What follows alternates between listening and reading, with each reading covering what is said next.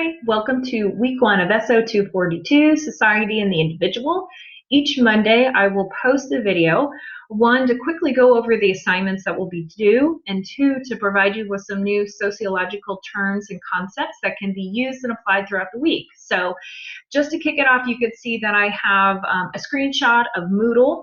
Just to review your assignments for this week, I want you to read chapters 2 and 4 in the New World Reader. Also, make sure you read that course syllabus.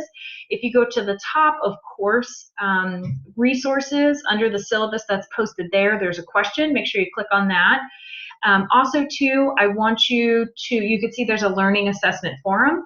Once you click on that learning assessment forum, you'll see that there are 2 websites. I want you to go to both websites and answer the questions.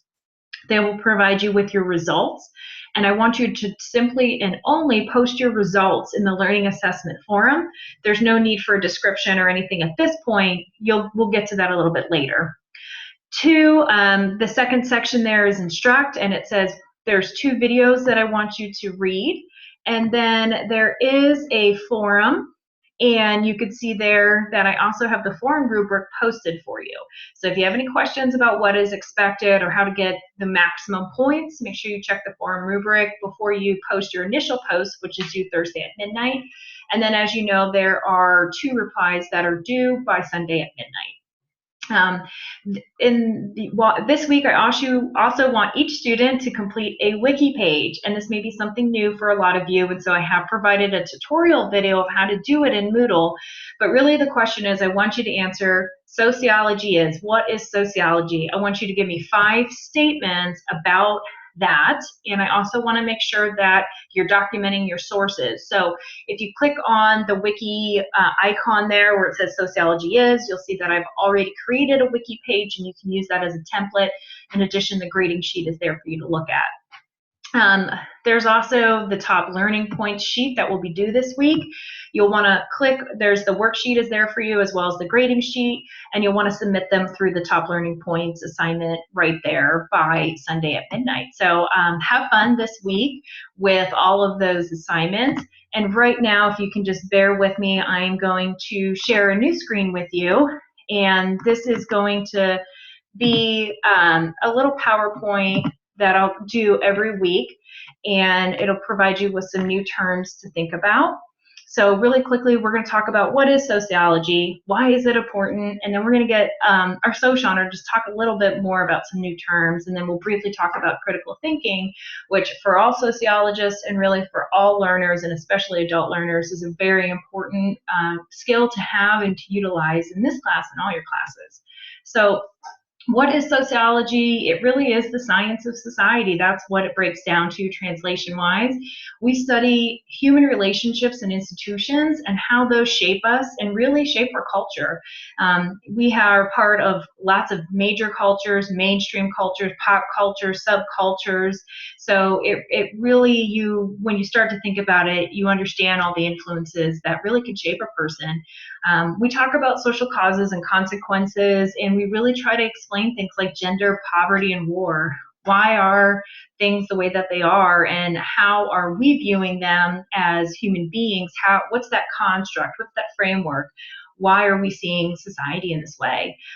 Sociologists do use a variety of research methods, quantitatively and qualitatively. We won't really be going into depth about some of the scientific methods that sociologists bring to the table at this juncture and in this class, but just know that that's out there. The other thing I do want to say is sociology is so broad and diverse.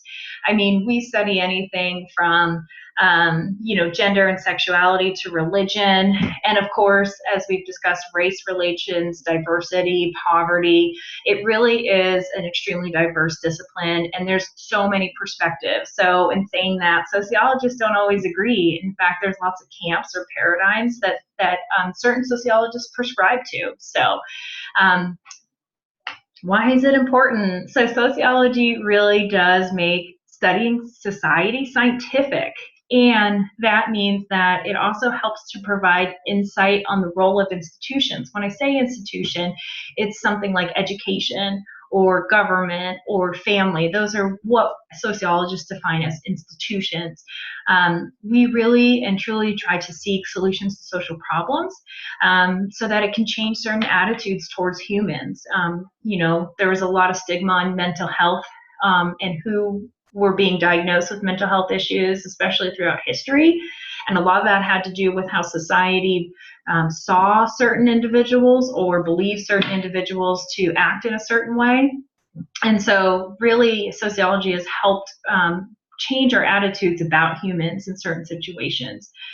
It does enrich our culture, and in a lot of different ways too. It helps provide different takes on things, and it also helps provide a different take on crime. So that's just some of the reasons why it's important. The sociologist way is to really understand if somebody is an individual, how has society impacted that individual, and how does individuals impact society.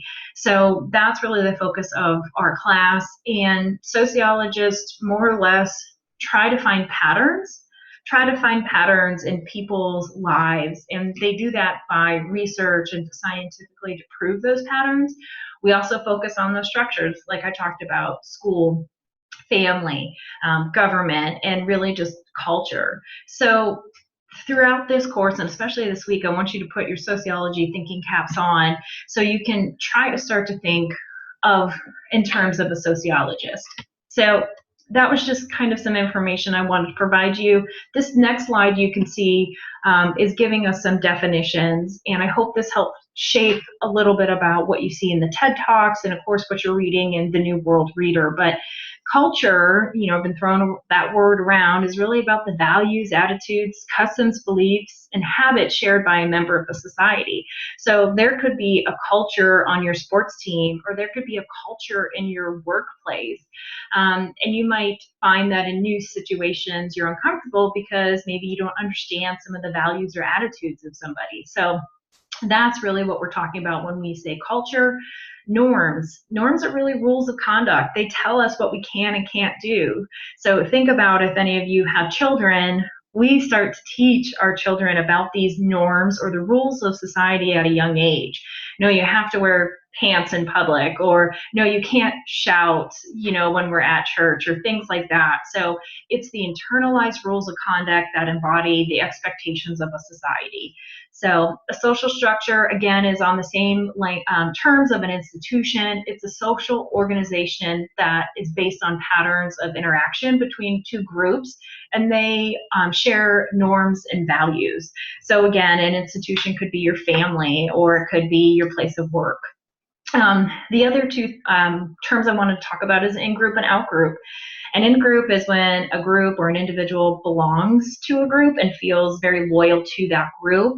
And then there's the out-group, where somebody obviously does not belong. And think about that if you can conjure up the most stereotypical high school cafeteria that you can, and you might see certain groups sitting at tables, and you might find in high school that there was a definite in-group and there was a definite out-group. And you can think about the cultures that existed in those groups, and maybe how some people wanted to be in the in-group but couldn't, and things like that. So that's a little bit of how you could apply sociology. The last two terms I just want to talk about really quickly is primary and secondary groups. Primary groups, everybody has a primary and a secondary group, and this is in terms of who you socialize with. So your primary group tends to be small and intimate, and really it's long lasting. It has really an important effect on your socialization and your sense of self. So the secondary group on the inverse is really large scale. It's a little bit more informal, short term, and there could be some rules to how you are part of that group or not part of your group. So think about that as you move through the readings this week, and even some of the assignments. Think about who's in your primary group and who's in your secondary group. And again, there's some of the definitions there on the slide in front of you. Okay, so finally, I just want to end by saying that critical thinking is really going to be the basis of how you finalize the assignments for this course, and I'm sure it's something that you're going to take throughout all of your life. But you know, you want to, some of the critical thinking skills that you're going to use is reasoning, evaluating, trying to problem solve, decision making, and then analyzing again. And those kind of go in a wheel. So when you do find some new material and you're not sure of how to think about it, I want you to stop and think. Recognize some assumption. Assumption is something that you kind of have a gut reaction to. And then I want you to evaluate the information and to logically try to draw conclusions from that information. Again, critical thinking is really important to you as a student, but in a lot of ways, it's also very important for you in your workplace. This last slide just talks a little bit about how you, when you use critical thinking in your workplace, you know, how this can really impact you and your growth as an employee for an organization. So, all right, well, that was all that I wanted to share with you today on this Monday video. Make sure you watch next Monday's video, and if you have any questions or concerns, please reach out to me. Good luck.